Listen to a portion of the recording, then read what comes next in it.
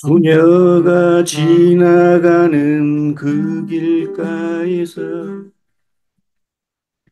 어릴 적 내 친구는 외면을 하고 길거리 약국에서 담배를 팔되 세상은 평화롭게 갈 길을 가고 주위 길을 가는 사람이 있고 온종일 구경하는 아이도 있고. 예, 안녕하십니까. 뭐 새해 첫날부터 웬 청승맞은 노래냐고 생각하실 수도 있겠습니다. 어, 뭐든지 첫 번째 것은 되게 의미가 있죠. 그렇습니다. 첫 번째 담화 또 뭔가 첫 번째 경험들 모두에게 다 새로운 의미로 다가올 것입니다. 제가 좋아하는 소설가 중에 그 한국에서 최고의 문장가로 알려진 김훈 선생님이 있습니다. 제가 김훈 선생의 칼의 노래라는 그 소설을 처음 접했을 때 저 역시 그 첫 번째 문장에 압도되었습니다. 버려진 섬들마다 꽃이 피었다. 이 딱 네 단어로 구성된 이 짧은 첫 문장에 저는 정말로 압도되어서 그 책을 살 수밖에 없었습니다. 나중에 한 강연회에서 그 김훈 씨의 이야기를 듣고 나서 내가 이 문장에 압도당할 수밖에 없었던 이유를 알게 되었습니다. 이 한 문장을 두고 김훈 선생님은 일주일간을 고민했다고 합니다. 최첨단 디지털 시대인 지금에도 김훈 씨는 원고지에 몽당 연필을 깎아서 볼펜 껍질에 끼워서 이렇게 연필로 글을 쓰시는데 이 한 문장 때문에 원고지를 70번 이상 찢어가면서 고민을 했는데요. 어, 그 고민한 단어가 딱 한 글자 때문에 그랬다고 합니다. 꽃이 피었다로 할 것인가? 꽃은 피었다라고 할 것인가? 이 주격조사 이와 은을 두고 그렇게 많은 고민을 했습니다. 그렇게 해서 탄생한 이 기가 막힌 짧은 문장을 김훈 씨는 무자비한 객관성이라고 자평을 했습니다. 지극히 불친절하고 짧은 이 한 문장 속에는 사실은 어마어마한 정보들이 들어 있습니다. 임진왜란 때 제대로 된 전투 한번 치르지 않고 관군들이 모조리 달아나 버린 그 남도의 섬들은 버려지고 말았습니다. 국가의 보호를 받지 못하고 버려진 섬들은 당연히 외병들의 약탈에 고스란히 노출되었겠지요. 섬에는 불타버린 집들에서 간간히 피어나는 연기와 여기저기에 나뒹구는 시체들, 그리고 그 썩어가는 시체들의 냄새를 맡고 달려드는 까마귀 소리들만 있었을 것입니다. 그 섬들에서는 어떤 희망도 기대할 수 없었습니다. 누구도 그 섬들을 위해서 기억해 주지도 울어주지도 않았습니다. 철저하게 버려졌기 때문입니다. 그런데 그 섬에 봄이 찾아왔습니다. 도무지 어울리지 않는 봄은 죽은 것 같았던 나무들 사이로 빼꼼히 머리를 내밀고 피어난 그 꽃들로 찾아왔습니다. 아무도 환영해 줄 수 없는 사람들, 그 휑하게 빈 섬들에 무심한 계절이 역시 아무런 상관없다는 듯이 찾아왔던 것이죠. 김훈은 이 짧은 이 많은 장면들을 이렇게 짧은 문장으로 정말 완벽하게 그려낸 것 같습니다. 버려진 섬들마다 꽃이 피었다. 저는 그런데 이 문장을 읽을 때마다 한 가지를 더 생각하곤 합니다. 아마 김훈이 표현하려고 했던 것은 이 문장을 통해서 극단적인 모순을 표현하고 싶었을 것이라고 생각합니다. 따지고 보면 이 세상은 모순으로 가득 차 있습니다. 세상의 모든 것은 변하는 것이 법칙이지요. 세상에서 변하지 않는 것은 찾아볼 수 없는데 그 변화를 일으키는 원인을 모순과 갈등으로 이해하고 또 그 변화 과정을 변증법적으로 설명한 사람이 바로 헤겔입니다. 그리고 그 해결의 변증법을 역사 발전 과정에 도입시킨 사람이 마르크스입니다. 해결이 모순과 갈등을 거쳐서 변화를 이끌어가는 그 주체를 정신으로 이해했다면 마르크스는 그것을 물질, 그러니까 생산 관계로 이해했을 뿐이지요. 이제 성경으로 돌아가겠습니다. 저는 바울을 그다지 좋아하지 않습니다. 그가 썼다고 알려진 편지들도 그 진위의 여부를 떠나서 저에게는 그다지 감동이 되지 않습니다. 뭐 사람들이 흔히들 기독교 신앙의 정수라고 말하고 또 거기에 동의하지 않으면 안 되는 것처럼 생각하는 로마서의 이신칭의 뭐 그런 것에도 저는 그렇게 큰 관심이 없고요. 로마서 저에게는 단순한 편지로 여겨질 뿐입니다. 돈이 필요하니까 좀 후원해 달라는 그런 편지이겠지요.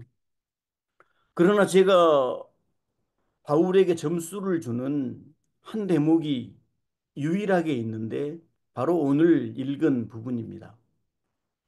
이 부분을 읽으면 왜 제가 감동을 하냐면, 아, 바울도 역시 나 같은 인간이었구나.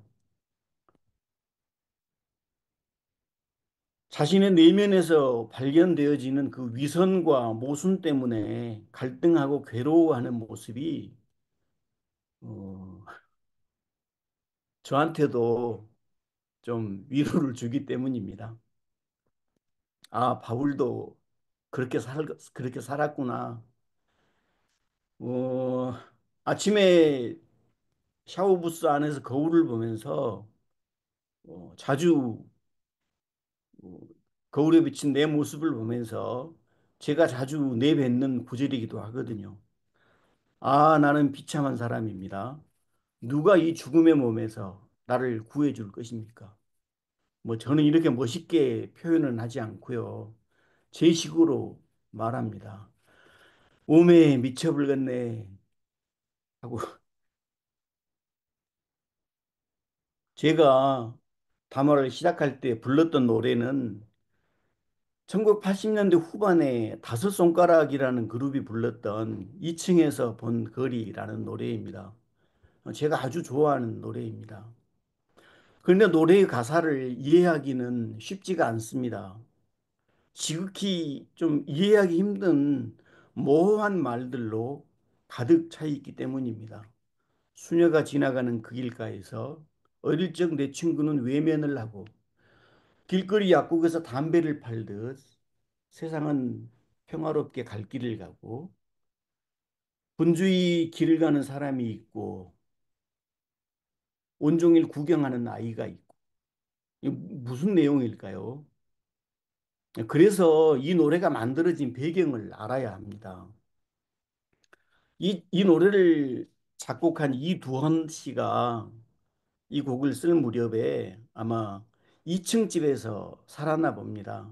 그런데 1층에서는 어머니가 커피숍을 하고 있었고 2층에서 이제 살림을 하고 있었나 봅니다.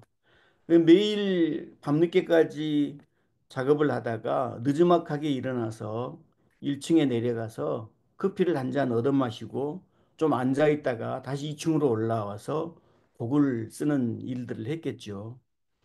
어느 날 역시 마찬가지로 늦게 일어나서 1층에 내려가서 자리에 앉아서 커피를 한 잔 마시고 있는데 여러분 80년대 그 시절에는 뭐 다방이라든가 관공서 이런 데 있으면 구두 닦는 사람들이 구두통을 메고 와서 이렇게 구두를 닦지 않습니까?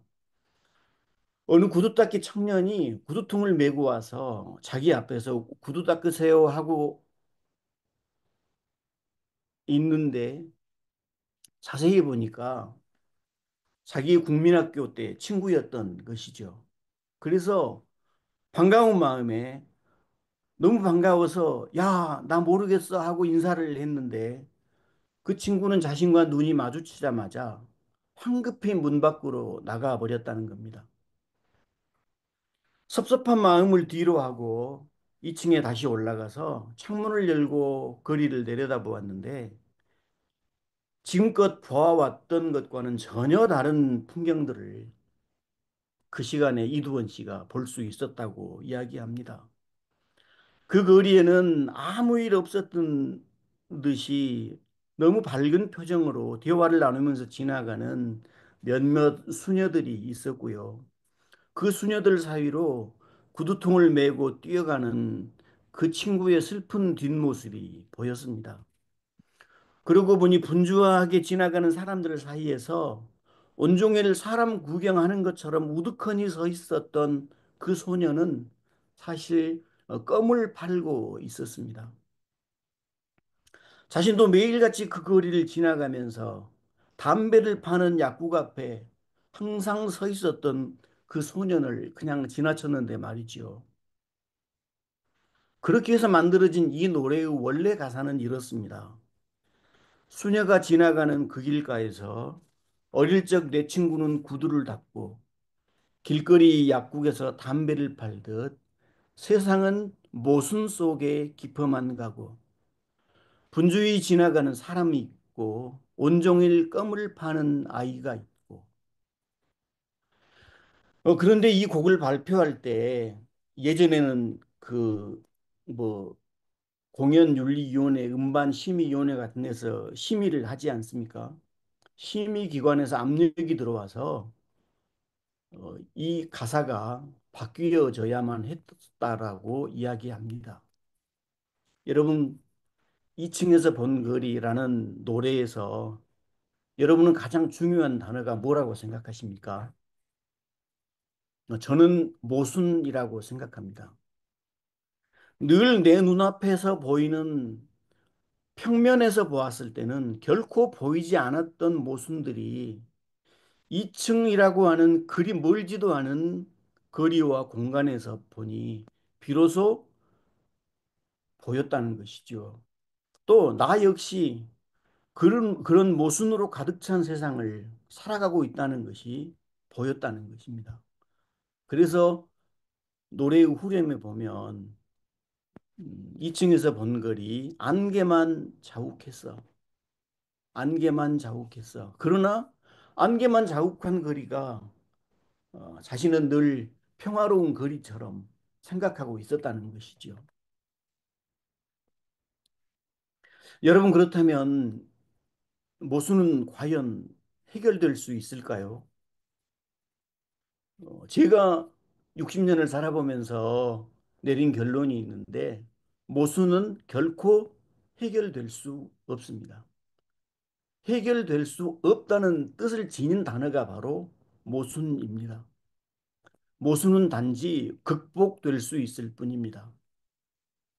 그렇다면 모순을 극복하는 방법을 저 역시 많이 생각해 보았습니다. 그런데 모순을 극복하는 방법은 내가 사는 이 세상이 모순으로 가득 차 있고 나 역시 모순 속에서 살고 있다는 것을 확인하는 것에서부터 시작된다고 생각합니다. 바울은 오늘 본문에서 모순으로 가득 찬 비참한 자신의 모습을 발견하고 괴로워, 괴로워만 하다 끝나지 않았다는 것을 알 수 있습니다. 왜냐하면 이어지는 구절에서 이렇게 고백하지요. 우리 주 예수 그리스도를 통하여 나를 건져주신 하나님께 감사를 드립니다. 그러니 내 자신은 마음으로는 하나님의 법을 섬기고 육신으로는 죄의 법을 섬기고 있습니다. 즉 여전히 자신은 이성과 육체 속에서 해결되지 않는 모순과 갈등 속에서 살고 있지만 그것을 예수를 통해서 극복할 수 있다라고 그래서 그것이 너무 감사하다고 고백하는 것입니다. 물론 전통적인 기독교에서는 이 부분을 이것이 예수 그리스도를 통해서 오는 뭐 죄 사함이라든지 뭐 구속이라든지 또는 뭐 구원이라는 말 용어를 써서 그것들을 설명합니다. 그러나 저는 그런 용어들을 도무지 이해할 수 없고 또 오늘날처럼 신 없는 세상에서 과연 그런 것들이 무슨 의미가 있는지도 알 수 없습니다. 그래서 동의할 수도 없습니다. 다만 저는 바울의 그 자세만을 존경할 뿐입니다. 오늘도 여전히 세상은 모순으로 가득 차 있습니다.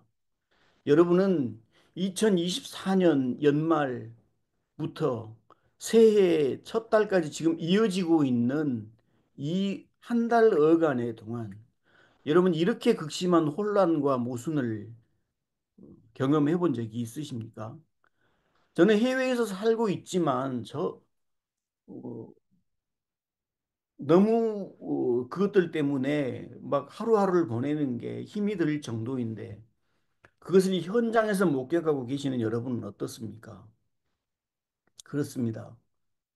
온통 모순입니다. 하느님도 마찬가지입니다. 제가 봤을 때는 하느님도 모순에 가득 차 있습니다. 예수님은 어땠을까요? 저는 신의 아들 예수 그리스도를 그렇게 좋아하지 않습니다. 대신에 식민지의 아들로 태어나서 극에 달한 세상의 모순과 자신의 모순을 발견하고 괴로워했을 그 청년 예수가 저는 너무너무 좋습니다. 여러분, 제가 제안 드립니다. 우리는 일주일에 한 번씩 이 시간에 예배를 위해서 이 자리에 모이고 또 우리는 어쩔 수 없이 그리스도인이기 때문에 신앙과 관련된 대화들을 나누고 그럴 겁니다.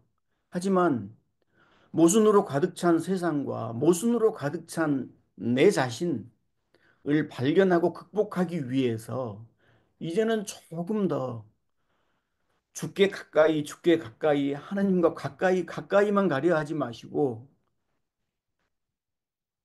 2층 정도의 거리로 올라가기를 저는 제안드립니다. 2층이라고 하는 공간이 주는 느낌은 우리에게 새로운 의미를 줄 것입니다. 2층이라는 거리는 그렇게 멀지도 않습니다. 또 2층이 주는 편안함도 있습니다. 그 각도에서 보면 사람들의 표정도 볼 수 있지만 훨씬 평면에서 볼 때보다 더 넓고 더 깊은 것을 볼 수 있습니다. 아둘람 형제자매 여러분, 모순을 극복하기 위해서 저와 함께 2층으로 올라가 보시지 않겠습니까? 네, 안녕하십니까. 오랜만에 제가 이 앱에 참석하게 돼서 감사하고요. 또 이 시간을 통해서도 또 우리 김웅재 신부님 말씀을 듣게 돼서 담화를 듣게 돼서 참 좋습니다.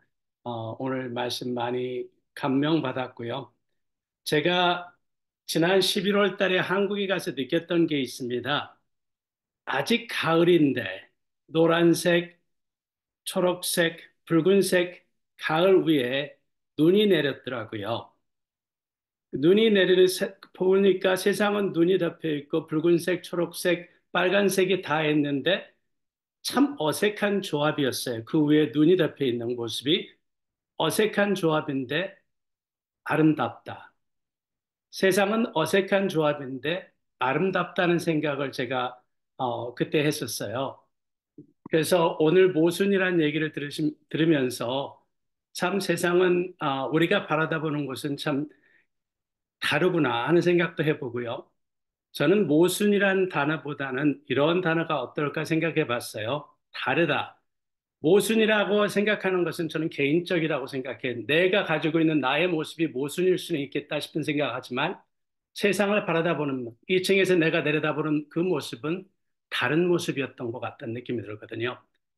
그 사람들이 다른 모습들이 어색하게 돌아가고 있지만 저는 그 모습들이 또 2층에서 내려다 보이는 그 모습들조차도 어색한 모습일지라도 다른 모습일지라도 우리가 그것을 저건 다르구나. 수녀님의 모습, 아이의 껌을 파는 아이의 모습, 담배 가게의 모습, 그리고 지나가는 사람들 그 모습들이 어색하면서도 그 모습이 저는 아름답지 않을까 그런 생각도 해봐요.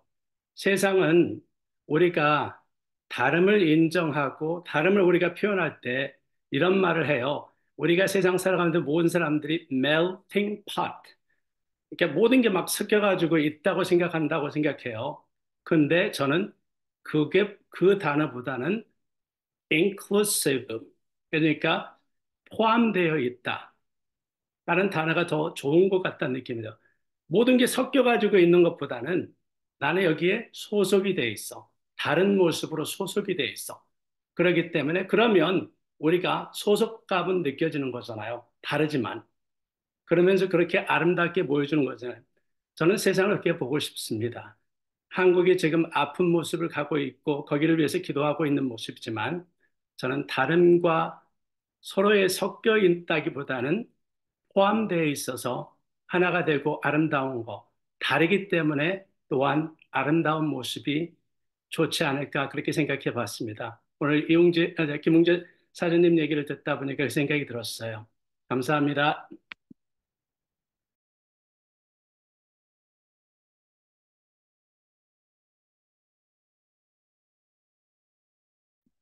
안 들립니다. 이동기 형제님, 안 들려요. 죄송합니다. 예, 반복해서 말씀드리겠습니다. 이병서 형제님 말씀 정말 잘 들었습니다. 오늘 김홍재 형제님이 말씀해 주신 게 2층에서 본다는 것이 새로운 시각에서 또 새로운 발상에서 새로운 생각에서 우리가 인생 2막을 준비하고 있고요. 또 새해 들어서 우리가 꼭 가져야 될 그러한 어떤 사고의 전환이지 않았나 이런 생각이 들고요.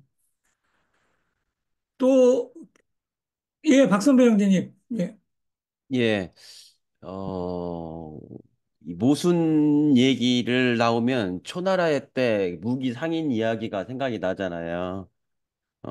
시장으로 가서 창과 방패를 팔러 갔는데 이 칼로는 무슨 방패도 뜰 수 있다고 하고 반대로 창은 방패는 어떤 칼로도 막을 수 있다 이렇게 얘기를 하는 그 상인이 이게 막 그게서 유래한 것이 바로 모순이다라고 얘기를 하잖아요. 그래서 오늘 2층에서 본 것을 2층에서 본 거리 이것을 생각해 보면서 다만 중간에 그런 얘기를 했잖아요.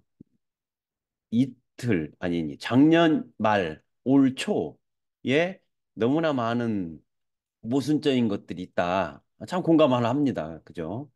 어, 본인이 직접 언론에서 이야기했던 것들이 하나하나 말했는데도 불구하고 당당하게 법의 심판을 받겠다고 하면서도 불구하고 하지 않는 것들. 얼마나 모순적인 것, 입으로 하잖아요. 또 그뿐만 아니잖아요. 또 그분뿐만 아니라 그 밑에서 따랐던 사람들도 자기가 한 말에 대해서 책임을 못 지는 특히 이제 뉴스를 보게 되면 팩트 체크라는 걸 많이 하잖아요. 이 말이 사실이냐 아니냐 이걸 체크를 말을 이제 많이 하는데 그게 바로 앞뒤가 안 맞는 자기가 한 것을 사실로 비춰보니까 안 맞는 거죠. 이게 얼마나 모순 덩어리가 많은지 뉴스에를 보면 알 수 있었다는 것을 생각이 되거든요. 그리고 이제 오늘 이 2층에 올라가서 이 새로운 모습을 보자는 의미는 저도 이제 이렇게 이쪽 그 집을 지으면서 2층에다가 이렇게 올라갈 수 있는 테라스처럼 하나 올라와서 한번 본 적이 있거든요. 그랬을 때 거기에서 올라가서 보면 정말 전혀 다른 1층에서 봤을 때보다는 2층에서 보면 더 멀리 보이고 더 새로운 모습이 보이고 새로운 불빛들이 보이고 더 멀리 있는 아파트의 그런 광경이 보이더라고요. 결국은 우리 그 신앙의 생활에 있어서 단편적인 1층에만 바라보는 게 아니라 좀 더 다른 쪽도 좀 한층 올라가서 볼 수 있도록 해보자라는 것이 오늘의 담화에 있어서 제가 주는 교훈이 아니었는가 그런 생각이 들어요. 너무 좀 더 높게 볼 수 있는 거죠. 앞에 가려서 보지 못하는 것들. 2층에 올라가면 좀 더 멀리 볼 수 있는 것. 이게 오늘 담화가 저한테 주는 그런 교훈이 아니었나 생각이 듭니다. 참 공감이 많이 됐었고요. 앞으로 2층을 많이 올라가야 되지 않을까 그런 생각이 듭니다. 예, 감사합니다. 예, 박선배 형제님 말씀 잘 들었고요. 유덕준 형제님이 손을 번쩍 들었습니다. 예, 말씀하십시오. 네, 안녕하세요. 오늘 김웅재 사님 말씀 잘 들었습니다. 개인적으로는 모순이라고 말씀하신 거에 동의합니다. 이제 모순이라는 단어를 어떻게 정의할까에 대해서 고민을 했었는데 아주 명쾌하게 해결될 일이 아니고 극복되어야 될 아, 사안이다. 말씀하신 거에 너무 클리어하게 이해가 됐습니다. 뭐 저희가 믿는 기독교는 당연히 모순의 종교죠. 예수님 안에 신성과 인성이 있는 것. 그 다음에 오늘 공부했던 바울은 믿음으로 구원받는다는 사실을 역설하고 또 야고보는 행함이 없는 믿음은 죽은 믿음이라고 얘기하는 모순들이 충돌하는 그러면 이 충돌을 결국은 어떻게 해결을 해야 되냐? 극복해야 되는 거죠. 그러면 그 극복할 수 있는 매개체는 무엇이냐? 그럼 당연히 우리가 가진 신앙이라고 하는 부분이 이제 개입하는 그 순간이 오는 거죠. 뭐, 제 생각에는 우리 김홍재 사장님의 그, 예, 유덕준 형제님 인터넷 상황이 좋아질 때까지 잠시 기다려 보면서 아까 박선배 형제님이 2층에서 바라보기 얘기를 들을 때 어떤 생각이 들었나 하면 부자라 2층에 사는구나 이런 생각이 들었어요. 가난한 사람은 2층 집에 안 살잖아요. 그래서 제목을 차라리 옥탑방에서 바라본 거리 옥탑방에서의 시각이라는 생각도 좀 들었어요. 예. 예, 문영훈 형제님, 유덕준 형제님, 아까 끊어진 거 아십니까? 마무리 좀 해주시죠. 네네네. 네. 아,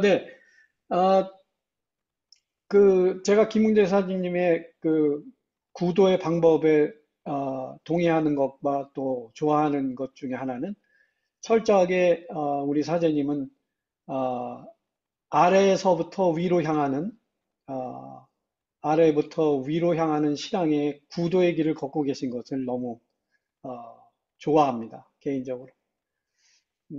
위로부터 내려오는 신앙을 찾는 것이 아니라 철저하게 우리 주변에 또 우리의 인간됨을 바라보는 어, 그 자세가 저는 개인적으로 너무 좋고 공감하거든요. 말씀드린 대로 이 모순은 어, 저의 개인적으로는 믿음이라고 하는 매개체를 통한 극복되어야 될 상황이라고 하는 것, 또 그것 때문에 나의 위치를 제대로 알 수 있는, 또 그것 때문에 내가 구원받아야 될 통화 그 인터넷 연결 상태가 안 좋아서 그냥 그랬는데 하여튼 저는 저도 바울을 그렇게 좋아하지 않거든요. 단지 이제 바울 사도가 어떠한 목적이 있었구나라고 생각을 했었는데 오늘 말씀 들으니까 그렇게 자책하는 이런 게 있었네요. 사실 저도 신앙이 좋으면 믿음이 좋으면 뭔가 바뀔 줄 알았거든요. 근데 지금까지 이렇게 그 사실 모순과 갈등에서 헤매다가 결국에는 안 돼서 이 아둘람에 온지도 모르겠습니다. 그러니까 안 되더라. 아무리 믿음이 좋다고 혼자 확신을 하고 주변에서 그런 얘기를 들어도 자기 자신을 볼 때는 결국에는 안 되더라. 그러면 저도 안 됐으면 다른 분도 역시 마찬가지고 약간은 차이는 있겠지만 성품에 따라서.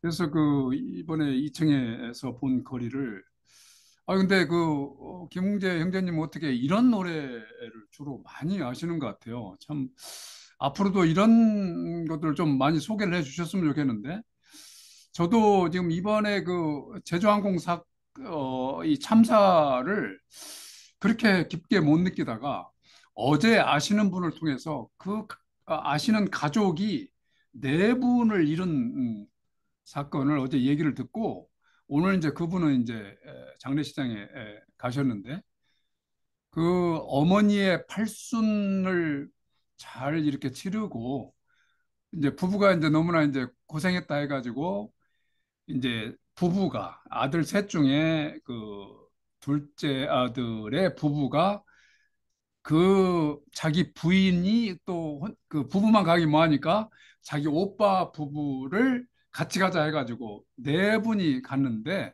그 비행기를 탔어요. 그래서 그 얘기를 듣고 나니까 아니야 이게 충격이 더 오는 겁니다. 뭔가 느낌이 더 오고 그래서 좀 이렇게 마음이 좀 아팠는데 오늘 이렇게 담화 말씀을 들으니까 제가 2층에 올라와 본 거예요. 그래서 그냥 우리가 똑같은 마음을 가지고 2층에 올라가면 아무 의미가 없고 뭔가 이런 충격. 그러니까 이번에도 아마 윤석열이 같은 이러한 칼을 가지고 뭔가 하려다가 칼로 망하는 이러한 충격에서 다시 한번 돌아보고 조금 2층으로 올라갔을 때 아마 다른 세계가 보이지 않을까 이런 생각을 합니다. 그래서 이번에 우리나라 거의 모든 국민들이 아마 이런 것을 좀 체험하고 있지 않나 이런 생각에서 오늘 담화 아주 의미 있다고 봅니다. 감사합니다. 감사합니다. 예, 이쯤에서 김용재 형제님의 담화에 대한 소감 궁금하신 분이 있는데요. 신성남 형제님은 오늘 담화를 어떻게 들으셨습니까? 제가 발언하려고 막 준비 중인데 마침 적당한 시간에 어, 지적을 해주셨습니다. 이게 이심 신심 아니겠습니까? 이동규 마음은 신성남 마음. 예, 계속 그렇게 입에 꿀을 바르시면 동네가 아주 촉망됩니다. 오늘 김웅재 형제님 항상처럼 아주 생각의 깊이를 주는 그런 담화를 들려주셨고요. 저희들도 많이 같이 고민하는 내용 아니겠습니까? 세상을 이렇게 보면은 모순으로 보이는 또 실제 모순일 수도 있고 이런 일들이 많이 있어요. 그래서 저같이 단순한 성격의 사람들은 이게 모순이라는 게 좀 견디기가 힘들어요. 이게 모순이어서는 안 되는데 모순이니까. 그리고 그런 모순이 이 세상에만 있는 게 아니라 내 자신 속에서도 이게 보일 때가 있거든요. 그럴 때 더 힘듭니다.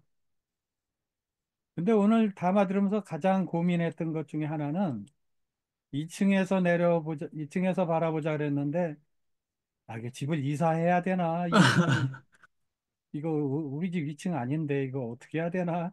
이런 고민이 제일 컸어요. 근데 2층에서 보자 하신 말씀의 뜻을 알겠어요.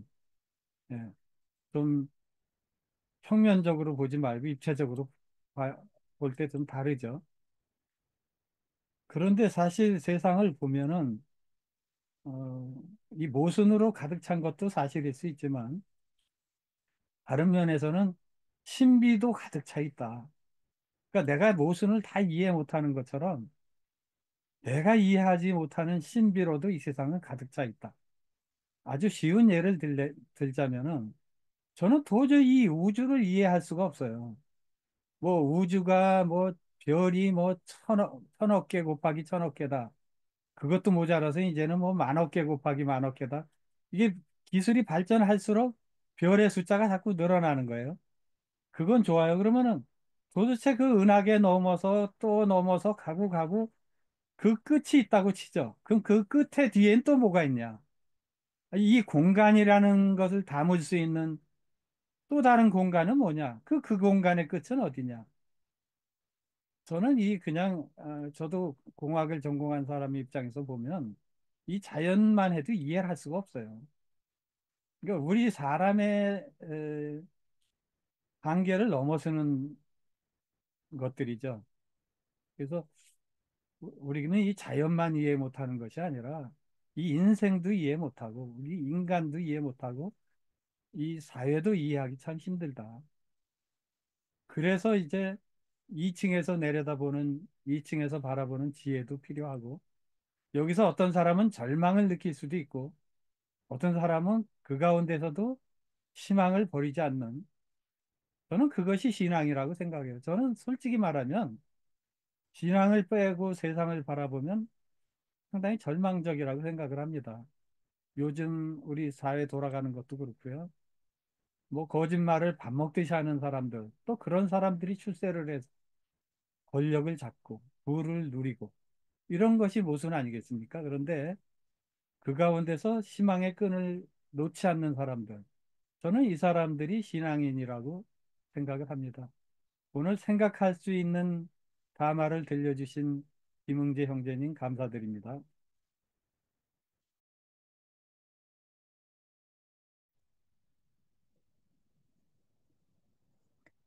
마이크가 꺼졌습니다. 이동규 형제님 마이크가 꺼졌습니다. 예, 죄송합니다. 오늘 이런 실수를 여러 번 하네요. 예, 배영수 형제님 발언하시려고 마이크 키신 건가요? 네, 아니, 한 말씀 예, 드리겠습니다. 예. 신호영 형제님이 2층이 없다 그러는데 없으면 지붕이라도 올라가셨으면 좋겠고요. 유덕준 형제님은 10층에 사니 더 좋다 이런 얘기를 아까 잠시 하셨습니다. 예, 배영수 네, 형제님 그러니까 말씀 주십시오. 오늘 김웅재 형제님 말씀하신 그 2층이라는 개념이 이제 두 가지로 볼 수 있는 것 같아요. 한 가지 뭐냐 하면 차원의 문제, 차원의 문제여서 평면으로 보는 것과 입체로 보는 것, 그것이 한 측면이 있고 또 한 가지 측면은 뭐냐 하면 이제 사진의 개념으로 본다고 하면 접사로 보는 것과 망원으로 보는 것, 그 말씀이거든요. 그래서 이제 얼핏 말씀하신 게 뭐냐면 우리가 기독교인들이 계속 추구하는 게 하나님께 가까이 가까이 가까이 이 접근하려고 계속 가까이 하려고 하는 그런 부분이 있는데 좀 떨어져서 보자는 말씀하신 거 그게 바로 이제 접사에서 바짝 붙어서 보는 모습과 한 걸음 떨어져서 보는 모습이 이제 달리 보일 수 있다고 하는 그런 차원과 거리 이 말씀을 하신 것 같습니다. 굉장히 음, 말씀 감사하게 잘 들었고요. 저는 사실 이번 상황을 보면서 지난 금요일 날도 새벽에 이제 그 영장 집행 들어갔잖아요. 들어가서 그때부터 계속 이제 아침 출근할 때부터 아침 7시 약간 넘으면 제가 이제 집에서 출근하는데 그 상황을 계속 들으면서 이제 간 거예요.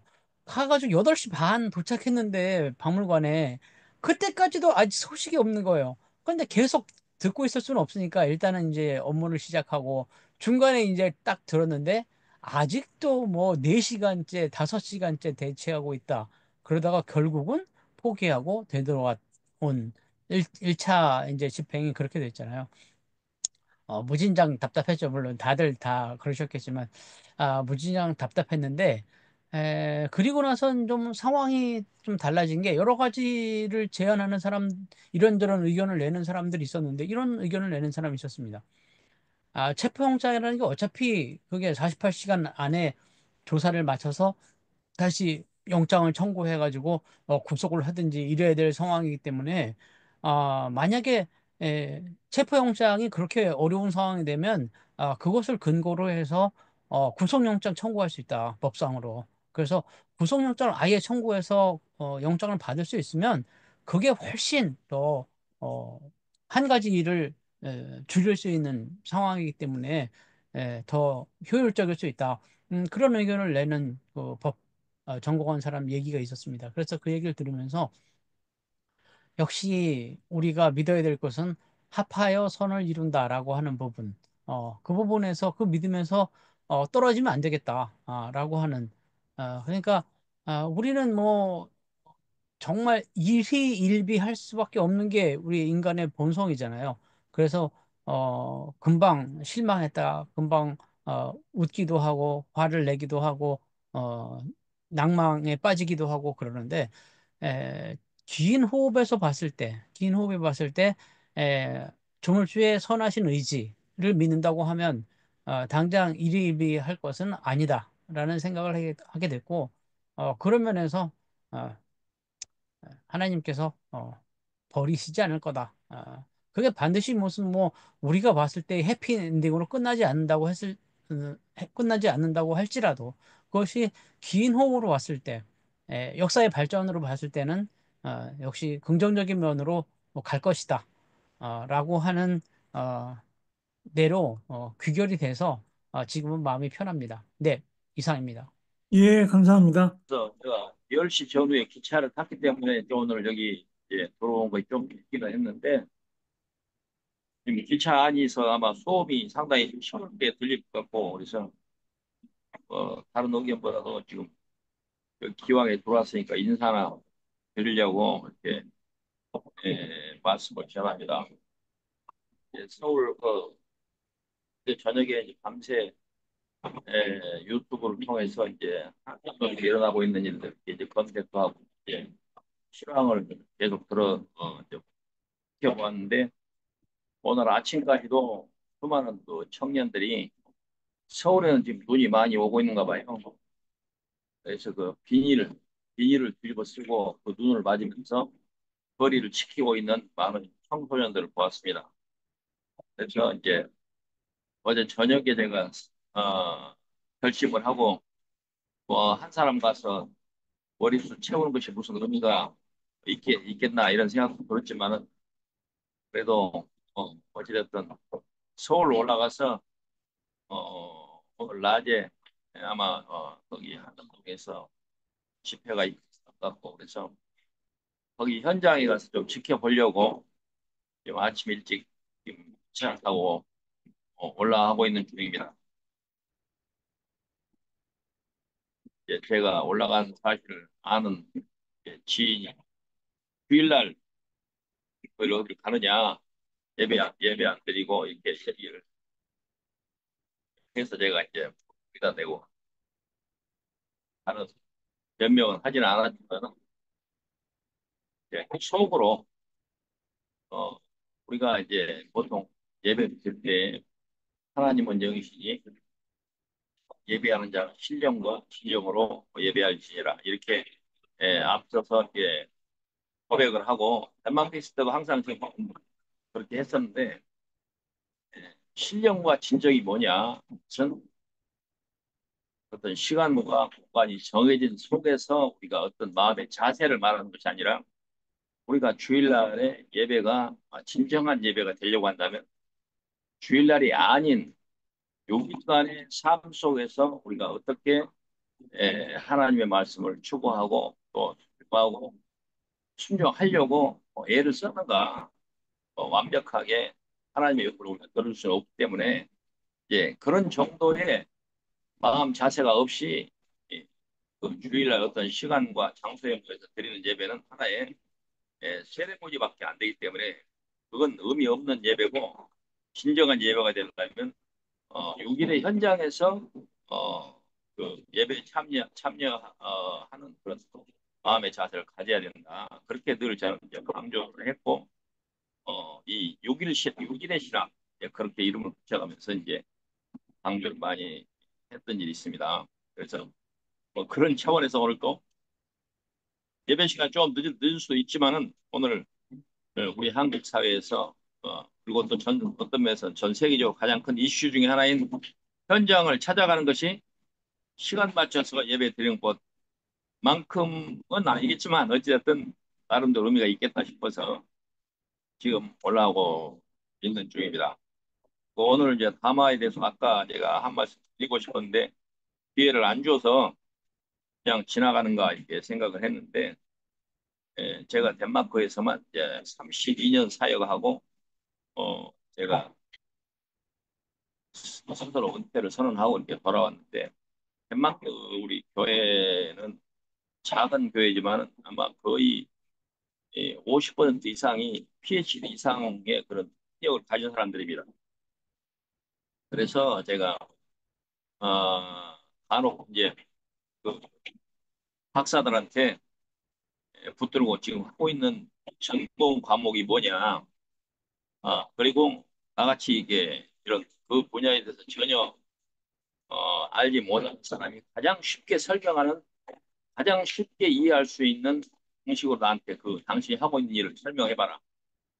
그렇게 종종 얘기를 했는데, 그러니까 이제 그 우리 교회 집사들이, 그 박사들이 이제 제 수준을 아니까 이제 열심히 설명을 하고 자기가 전공하는 것에 대해서 이제 나름대로 열심히 설명을 하지만 뭐 들어도 모르겠더라고요. 그 박사들이 설명하는 것을. 그래서 이제 어떤 면에서는 제가 그 박사들이 하는 얘기에 대해서 아는 체 안 하는 것이, 아는 체 안 했던 것이 32년 동안 그 교회에서 쫓겨나지 않고 내 발로 걸어 나올 수 있는 비결이 있었지 않은가, 이런 생각이 들 때가 많아요. 그래서 이제 제가 나름대로 그 교회에서 이제 그렇게 큰 폭파 없이 이제 사역을 했다고 이제 자평을 했는데, 예, 그것은 제가 이 세상 모든 만사에 대해서 아는 체험보다는 제가 알고 있는 범위 내, 내가 배웠던 신학교에서 배웠던 범위 내의 이야기만 했기 때문에 제 발로 살아서 돌아오지 않았는가, 이런 생각이 들 때가 많아요. 오늘 이제 그 담화 내용도 어느 정도는 제가 이해할 것 같은데 어떤 것은 전혀 뭐 이해가 안 되는 그런 부분도 있고, 그러나 이제 제가 우리 성도들한테 했던 방식으로 이제 설명을 하면 우리의 신앙의 어떤 가장 기본적인 것은 우리 인간의 눈과 느낌과 어떤 자세와 또 행동으로 말미암아 된 것이 아니라 믿음 그 자체는 바울 사도가 설명했듯이 이제 우리가 만세 전에, 우리가 태어나기 전에 이미 하나님의 작정으로 말미암은 것이다, 이렇게 설명했고, 그 설명을 우리가 따르자고 한다면 우리의 믿음의 실체라고 하는 것은 우리의 노력과는 전혀 상관이 없는 것이다. 그래서 소위 이제 하나님의 은혜, 하나님의 능력, 하나님의 절대 그 주권, 거기에 속한 것인데, 우리가 어떻게 이해하느냐, 그것은 우리 신앙의 이제 그 어떤 실체를 설명하는 것이 될 수 없지 않은가, 그런 생각이 들었습니다. 여기까지만 하죠. 이제 김웅재 선생님께서 마무리해 주시고 축도 부탁드리도록 하겠습니다. 예, 어, 새해 첫 번째 주일인데, 뭐 이렇게 좀 즐겁고 기쁘고 밝고 희망찬 그런 대화를 나눠야 되는데, 좀 생각할 거리를 너무 많이 드린 것 같아서, 죄송합니다. 오늘 코멘트 중에 특별히 이제 이병석 형제님의 코멘트하고 신성남 형제님의 코멘트에서 어, 많은 도움을 얻습니다. 이제 이병석 형제님은 그 다름과 또 어떤 조화 이런 것들이 서로 아름다움으로 이렇게 승화되는 세상 이걸 이제 말씀을 하셨습니다. 어, 제 개인적인 굳이 저의 어떤 막 성향을 가지고 뭐 무슨 주의 이렇게 가른다면 어느 쪽이냐 분명히 밝혀라 이렇게 앞에 딱 놓고 가른다면 어찌 보면 저는 이제 막스주의자입니다. 마르크스주의자입니다. 그래서 제 시각으로 보는 모순의 극복 방법 이것이 이병석 형제님의 시각에서 보는 그 다름이 조화를 이루어서 아름다움으로 변화되는 것. 사실은 그 과정 똑같은 과정이라고 생각합니다. 다만 이제 그 역사 발전 과정에서 어, 한 스텝에서 다음 스텝으로 이렇게 변화할 때 이제 그 과정을 이제 막스 같은 경우에는 뭐 이렇게 계급 투쟁 또 이렇게 봤고요. 그다음에 해겔 같은 경우에는 그게 이제 그 내부의 갈등과 이런 것들을 통해서 정반합의 원리로 이렇게 새로운 대제로 나아가는 이제 그런 과정으로 이렇게 이해를 했지 거의 다 같은 얘기라고 생각합니다. 신성남 형제님께서는 제가 얘기한 모순을 신비로 이렇게 이해하시는 것, 제가 그 부분에 참 존경을 표합니다. 제가 많이 제 아내로부터 지적받는 대목이 바로 그 대목입니다. 성공의 사제이면서도 불구하고 어, 기독교 신앙에서 가장 중요한 그 신비를 자꾸만 갈등과 모순으로 이해하려는 나라에 대해서 이렇게 많이 자주 비판을 합니다. 그 시각을 그 균형감을 늘 잃지 않아야 좋은 신부가 될 텐데 저는 그래서 좋은 신부가 되기에는 영 긁는 게 아닌가라고 생각을 합니다. 아무튼 오늘 어, 너무 좀 지루한 시간 들어주셔서 감사합니다.